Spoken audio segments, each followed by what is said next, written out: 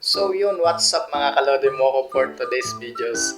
Ito na, ang pinaka-aantay nyong lahat dahil tayo ay natapos na sa ating pagpipintura at ngayon naman ay i-reveal ko na sila ngayon.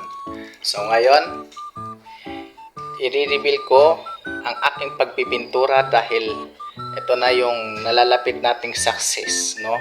So tomorrow, may ayusin naman tayo at the same time. Yan talaga ang ano natin para makapag-start na yung business natin. So, pakita ko na sa inyo mga kalodi. So, ayan mga kalodi, kaya pininturahan na natin siya, diba? Ang pader. Ayan. Huwag po kayo magtataka dahil yan po ay inaayos pa. Maganda rin po yan. Ayan. Pininturahan ko na yung pader.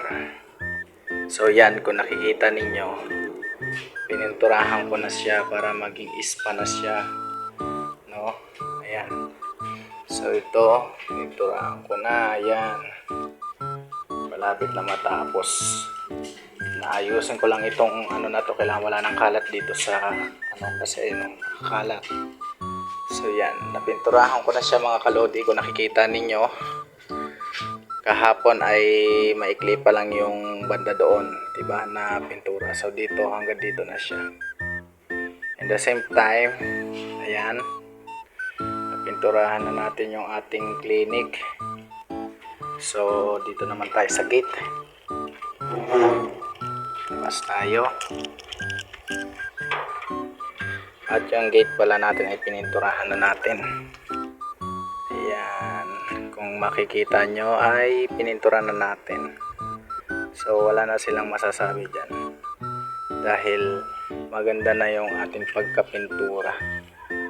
So yan, kung nakikita nyo, bagong bago na siya. Yan. So yun lang mga kalodi. So yun nga mga kalodi, no, at nakita ninyo yung improvement pa lang. Pati yung buhok natin may improvement na. Sana all, yung ano pala, itong style na to is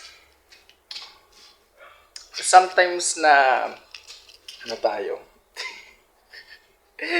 Bro na bro yung buhok. Isa po akong Amerikanong hilaw. Ayan. So, konting tawa-tawa lang. Pero bagay naman sa akin, diba? So, yan lang mga kalodi. And like, share, follow na lang po ng ating Facebook page, Lodi Moco TV, and see you to the next vlog. Bye-bye!